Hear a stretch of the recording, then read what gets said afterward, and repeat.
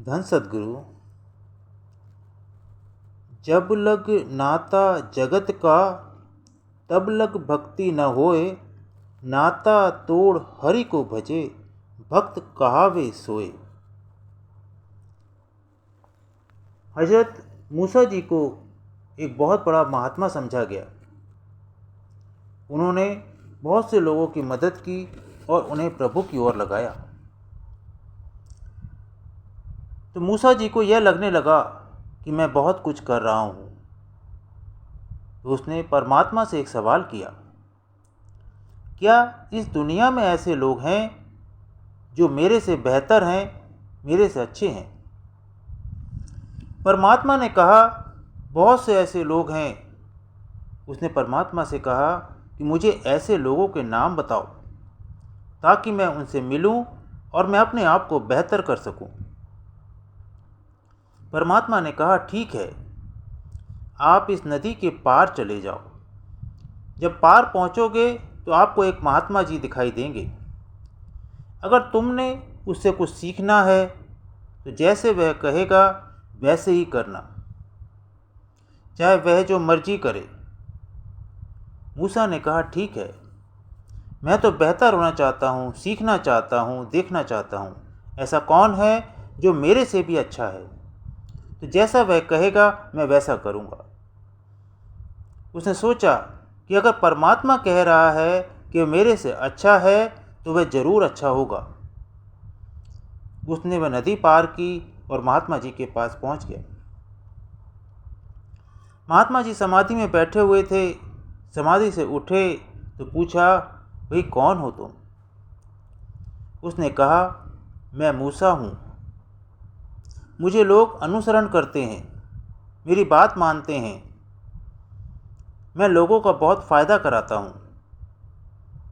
उन्होंने कहा कि भैया, अगर तुम इतने बड़े हो तो मेरे पास क्या लेने आए हो? मूसा ने कहा कि परमात्मा ने मुझसे कहा है कि मैं आपसे कुछ सीखूं और अपने आप को बेहतर बनाऊं। महात्मा ने पूछा कि भाई परमात्मा ने और क्या कहा है? उसने कहा, परमात्मा ने कहा है कि आप जैसा कहेंगे वैसा मैं करता जाऊंगा। महात्मा जी ने कहा कि तुम ऐसा करने को तैयार हो? मूसा ने कहा, हाँ, मैं तैयार हूँ। तो महात्मा जी ने कहा, ठीक है, चलो मेरे साथ चलो। दरिया के किनारे वे चलना शुरू हुए। थोड़ी दूर पहुँचे तो वहाँ पर देखा बहुत सी नावें पड़ी हुई थी। वहाँ पास में एक गांव था। तो गांव के लोगों की वे नावें थी। तो महात्मा जी ने जो लोग वहाँ पर कुछ खड़े हुए थे उनसे पूछा, उनमें से सबसे अच्छी नाव जो दिखाई दी कि भाई यह किसकी नाव है? तो उन्होंने कहा, यह यहाँ के सबसे अमीर आदमी की नाव है। उन्होंने एक और अच्छी नाव की ओर देखा, पूछा, यह किसकी नाव है? तो उन्होंने जवाब दिया, ये यहाँ के बहुत बड़े साहूकार की नाव है। ऐसे ही दो चार और नावों के बारे में पूछा तो गांव वालों ने बताया कि यह फलाने आदमी की नाव है, यह फलाने आदमी की नाव है। एक नाव उन्होंने देखी जो पुरानी सी टूटी फूटी थी। पूछा कि भाई यह किसकी नाव है? लोगों ने कहा, ये यहाँ के एक गरीब परिवार की नाव है जो लोगों को यहाँ नदी पार उतारता है और उससे जो पैसे मिलते हैं उससे वह गुजारा करता है। यह उनके पैसे कमाने का साधन है, लेकिन उन्हें पैसे बहुत कम मिलते हैं, ये बहुत गरीब हैं, इसलिए इनकी नाव टूटी फूटी है। महात्मा जी ने उस नाव पर कूद कूद कर उसे तोड़ दिया। मूसा को बहुत गुस्सा आया कि यह नाव एक गरीब आदमी की कमाई का साधन है, लेकिन महात्मा जी ने यह क्या किया? मैं गुस्से में महात्मा जी से बोला, यह आपने क्या किया? ये बेचारे अपनी नाव को नहीं जोड़ सकेंगे, लेकिन अमीर लोग तो ठीक करा सकते थे। आपने नाव तोड़नी थी तो किसी अमीर लोगों की नाव तोड़ते। महात्मा जी ने उसे याद कराया कि परमात्मा ने उसे क्या कहा था महात्मा जी ने कहा, मेरे साथ चलना है तो कुछ नहीं बोलना, चुपचाप सुनना और देखना जो भी मैं कर रहा हूँ। उसने कहा ठीक है, लेकिन अंदर से बड़ा लाल पीला हो रहा था, बहुत गुस्सा आ रहा था। वह महात्मा जी के साथ चलने लगा। थोड़ी सी दूर गए तो कुछ बच्चे वहाँ खेल रहे थे। महात्मा जी ने एक बच्चे को इशारा करके पूछा, ये किसका बच्चा है? किसी ने कहा, यह सबसे अमीर आदमी का बच्चा है। महात्मा जी ने एक दूसरे बच्चे के बारे में पूछा तो पता लगा कि किसी साहूकार का बच्चा है। फिर उन्होंने एक बहुत ही खूबसूरत बच्चे को इशारा किया और पूछा, ये बच्चा किसका है? किसी ने बताया, यहाँ पर एक साधु हैं, यह उनका बच्चा है। महात्मा जी ने कहा कि उसकी मृत्यु हो जाए, और वह बच्चा मर गया। मूसा को कुछ समझ नहीं आया क्या हुआ। उसने महात्मा जी को कहा कि आपने इसे क्यों मार दिया? महात्मा जी ने कहा, चुप, आप कोई सवाल नहीं कर सकते। अगर सवाल करना है तो यहाँ से वापस चले जाओ। मेरे साथ चलना है तो चुपचाप चलो। परमात्मा का हुक्म है कि तुमने मेरी बात सुननी है, देखनी है, समझनी है, पर कुछ कहना नहीं। अगर परमात्मा की बात नहीं माननी तो यहाँ से वापस चले जाओ। मूसा को समझ में नहीं आया कि महात्मा ने बच्चे की मौत क्यों करा दी, लेकिन उसने सोचा, मुझे कुछ सीखना है, चलो मैं आगे चलता हूँ। अब वे और आगे चले। चलते चलते जंगल आ गया।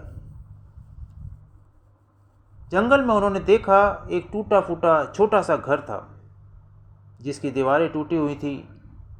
महात्मा जी ने उससे कहा, चलो हम इस दीवार को बनाते हैं। मूसा ने कहा, यह जंगल है, यहाँ कोई रहता नहीं, छोटा सा मकान है, इसको बनाकर क्या करना? लेकिन महात्मा जी ने कहा, हमने इसकी दीवारें बनानी है। वे दोनों दीवार बनाने लगे। सारा दिन लग गया, रात हो गई। सारा दिन कुछ खाने पीने को नहीं मिला, क्योंकि उनकी मदद करने वाला कोई नहीं था। मूसा का भूख से बुरा हाल। उसने सोचा, मैंने सारा दिन इतनी मेहनत की और मुझे खाना भी नहीं मिला। अपनी जगह तो मैं थोड़ा सा काम करता था, मुझे इतना सारा खाना मिल जाता था।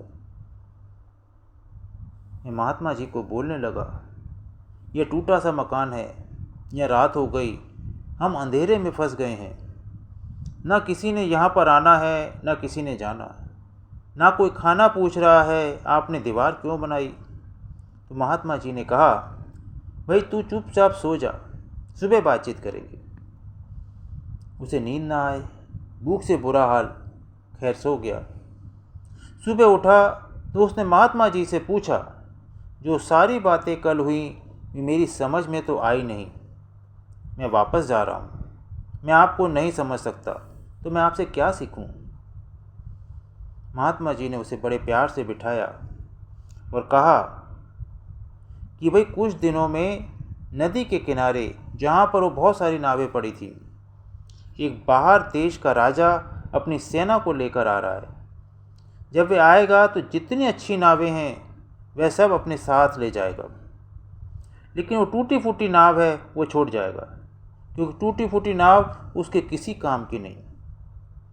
मैंने उस टूटी फूटी को भी इसलिए तोड़ दिया ताकि वह राजा उसे ना ले जा सके, ताकि गरीब आदमी की नाव रह जाए और वह उसकी लकड़ी को जोड़कर फिर से पैसे कमाने लायक बना ले।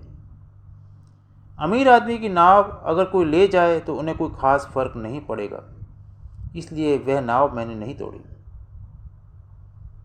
दूसरी बात वो समझाने लगे कि जो खूबसूरत बच्चा था, जो एक साधु का था, वह साधु बहुत अच्छा इंसान है, प्रभु की बड़ी सेवा कर रहा है, लेकिन इस लड़के ने बड़े होकर चोर बनना है और अपने पिता का नाम बदनाम करना था, इसलिए इसकी मौत करा दी, ताकि वह अपने पिता का नाम भी खराब ना करे और इस दुनिया में खराब काम भी ना करे। तीसरा, यह घर मैंने इसलिए बनाया ताकि जब वह दूसरे देश का राजा इस गांव में आकर हलचल करेगा तो सबकी बुरी हालत होगी। गरीब आदमियों का घर नहीं रहेगा, ये गरीब आदमी यहाँ आकर रह सकेंगे। तो मूसा को सब बात समझ में आई। मूसा ने उनके पैर पकड़ लिए। बाबा फरीद हमें समझाते हैं कि अगर कोई हमें मारे, हमें तकलीफ़ दे, तो उसके बारे में हमारे दिल में कोई बुरी भावना ना आए, बदले की भावना ना आए, बल्कि उसके हम पैर चूमें। यह सही मानों में इंसान बनने के तरीके हैं। लेकिन यह बात हमारी समझ में आती नहीं। समझ में इसलिए नहीं आती क्योंकि हमारी समझ का दायरा छोटा सा है। जितना हमारे माँ बाप ने समझाया, हमारे दोस्तों ने समझाया, हमारे स्कूल में अध्यापक ने समझाया, जितना हम पढ़े लिखे उतना ही समझ में आया। लेकिन प्रभु की समझ असीम है जब हम उसके बहाने से जीते हैं। जैसे कहा है, तेरा भाणा मीठा लागे, तो हमारी ज़िंदगी सही मानों में ज़िंदगी हो जाती है। यह सब समझ में हमें एक पूर्ण गुरु की शरण में आकर के ही मिलती है। स्वामी जी महाराज कहते हैं, यह देही फिर हाथ ना आवे, फिरो 84 वन में, गुरु सेवा कर गुरु रिझाओ, आओ तुम इस ढंग में, गुरु बिन तेरा और न कोई, धार वचन यह मन में, धार वचन यह मन में। बहुत बहुत शुक्रिया। धन सद्गुरु, धन सद्गुरु।